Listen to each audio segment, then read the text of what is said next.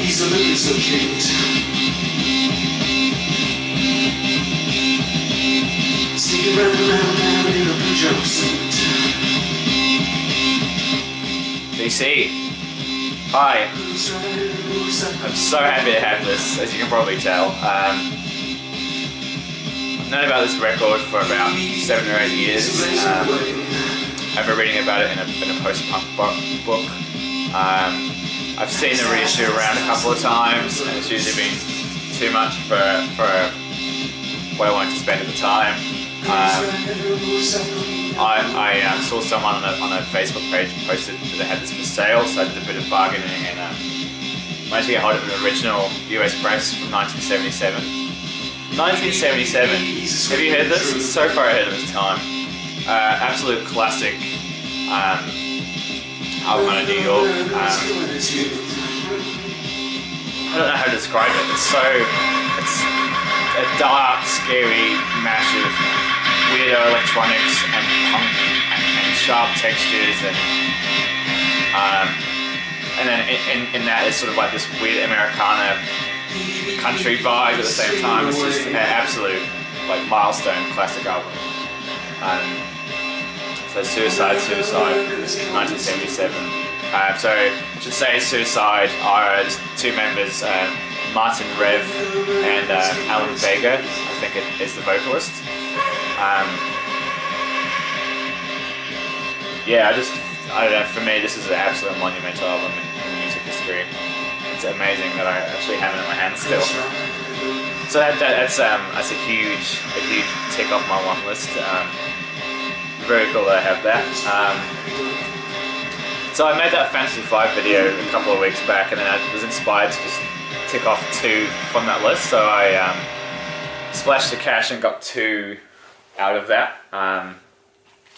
First one I've got to thank Fred for switching me onto a couple of years ago. I remember when he bought this record at a record fair. Sorry, just on the sleeve.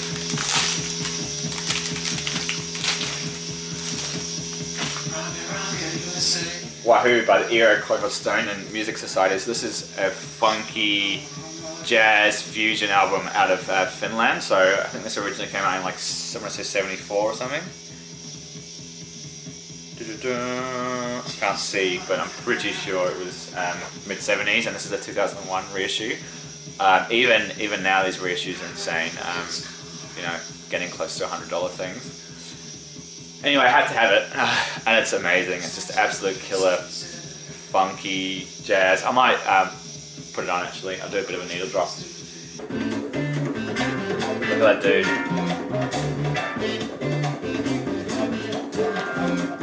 How cool is he? I must admit, the only name I knew on here was Sabri Martinez. I'm pushing.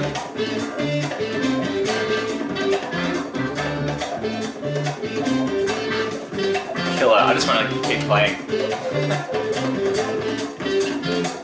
Alright, and the other one I ticked off my want list was Talk Spirit of Eden. So this is originally UK press on the Parlophone label. It sounds fantastic. So open and dynamic and clean, and I just love it. It's just an absolute masterpiece of a record. Another one, this like flew so far under my radar up until maybe a year and a half, 2 years ago. It's now like, I want to say one of my favourite records. That's like a huge call considering I've only known it for a year and a half, but it's amazing record. I mean, I Believe in You, The Rainbow, the whole record is just absolute classic post-rock, essential music history record. Show you the label, so it's on the Parlophone label. So yeah, very cool to have an original of that. So that's yeah, three for me, really huge improvements in my collection, I suppose. To have those 3 is amazing. I went to Camberwell Market last weekend. I decided to go digging and get there really early, and it happened to be the coldest morning in Melbourne for 18 years. So I picked the coldest morning in Melbourne for 18 years to go digging, which is, you know, not stupid, but it certainly made it harder to dig because the records are cold, your fingers are cold, you're digging through shit. It was hard, but it made it worth it when I pulled out this Dexter Gordon One Flight Up. You see the lineup on there. I know this got reissued by Heavenly Sweetness maybe 2 or 3 years ago. So as far as I know, there was an original pressing, there was a repress, I think this came out in 74, and there was a repress from 76, and then it wasn't ever reissued again until Heavenly Sweetness reissued it in 2008, 2007, 2009, something like that. So this is the 76 repress, amazing condition, really cool sort of post-bop record, post-bop record I'd say, really cool lineup, really cool cover. Man, this record's good, look at that. Absolutely killer.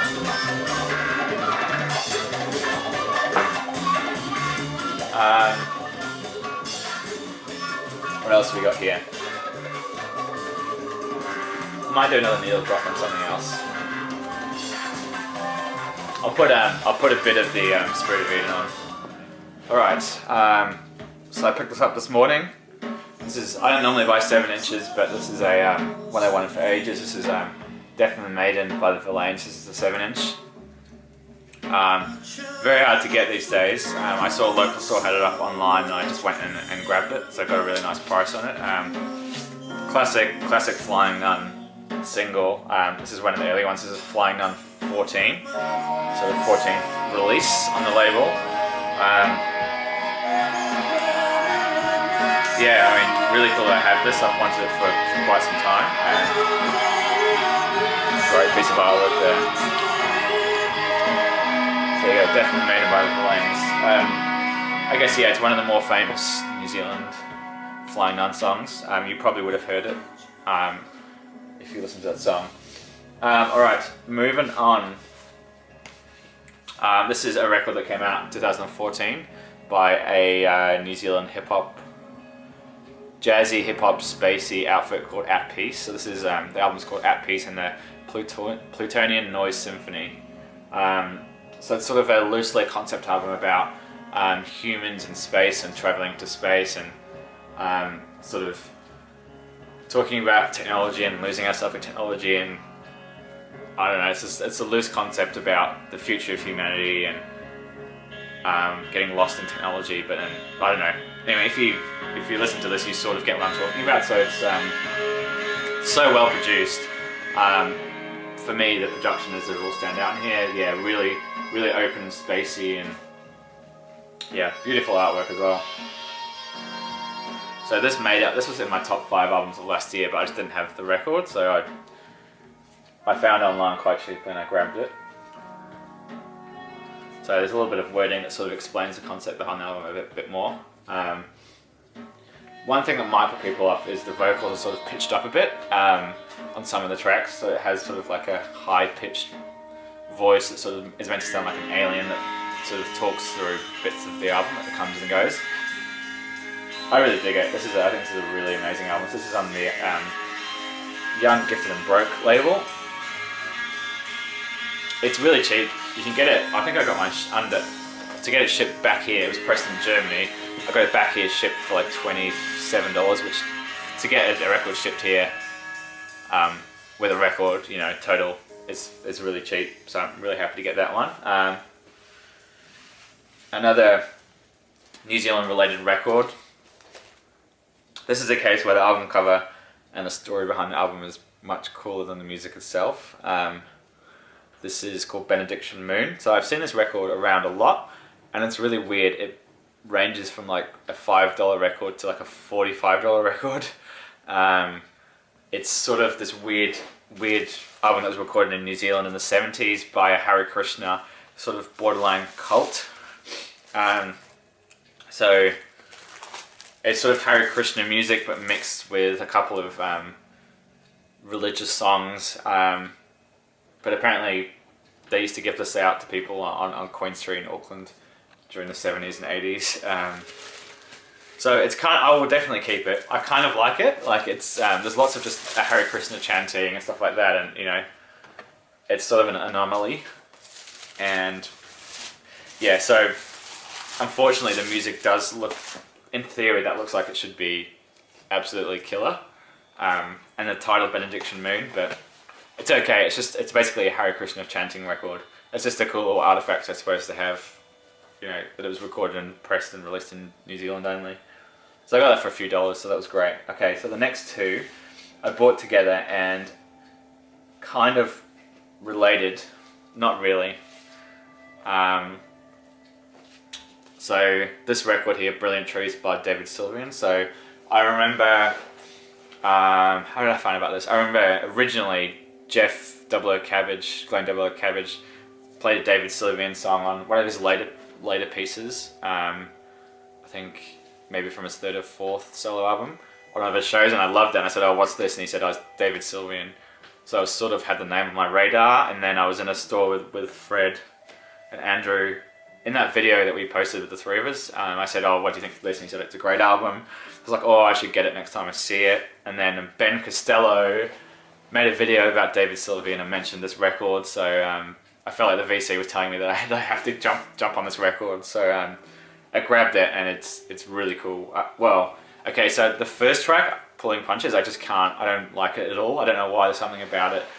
The production, I don't know. So, and then the record just gets a lot better from there. So Nostalgia and Red Guitar, to me, are the standouts. I remember flying on a plane back to New Zealand a couple of months ago now, and I was listening to Spotify this album, and those two really hit me. I was flying out, and I was looking out the window, and it was like sunrise, and it was just, one of those really cool moments where the music matches what you're seeing. So it was really cool.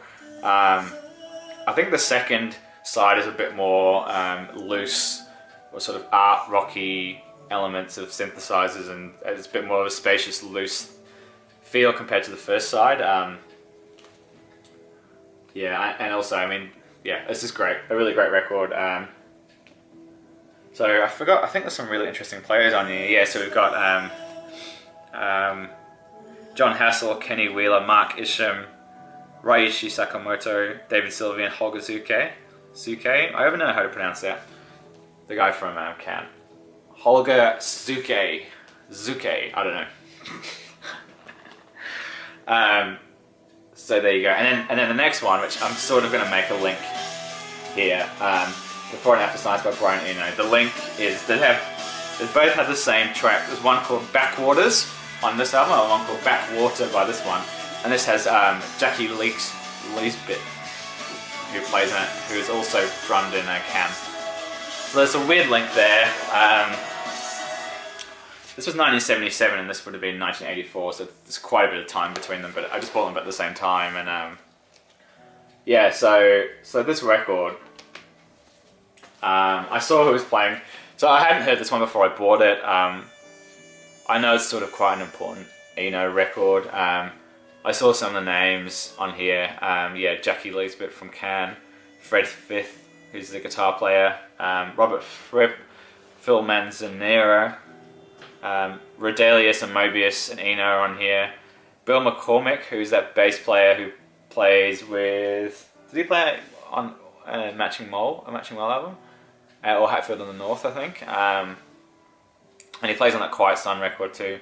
So a lot of names I recognised. So the first time I heard it, I wasn't blown away, but then again, I didn't know what to expect. I really liked the first three Eno albums. Here Come the Warm Jets, Taking Tiger Mountain, and Another Green World. So the first time I heard this, I wasn't blown away. Like, I would almost say I was disappointed, but then over the past week, I've been drawn back to it, and it's really growing on me.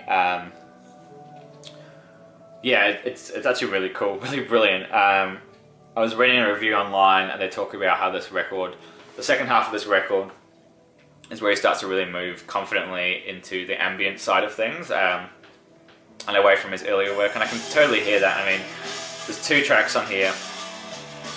Well, actually, there's the tracks with basically a cluster, so maybe some Redalius and Brian Eno on this, on the second half, and the last 3 bits are a bit more like pastorally ambient impressions. So, you know, this review I was reading was talking about how this is like the watershed moment for Eno. You know, this is the moment right in the middle of his career where he sort of went more into that ambient sound, which I completely get. And then the fact that it's called Before and After Science is kind of a strange link to that almost. The fact that it's almost like the halfway point is the point where he sort of moves into ambient. So I guess I can appreciate the music a lot more understanding the history behind it. So there you go. Yeah, editions, e.g. 1977, Brian Eno, Before and After Science. And that's a lot. That is everything. So there you go. Yeah, thanks for watching. Thanks for commenting. Please subscribe if you enjoyed this record, and if you didn't, don't, as Sonic Mainliner would say. Yeah, so again, cheers guys, thank you.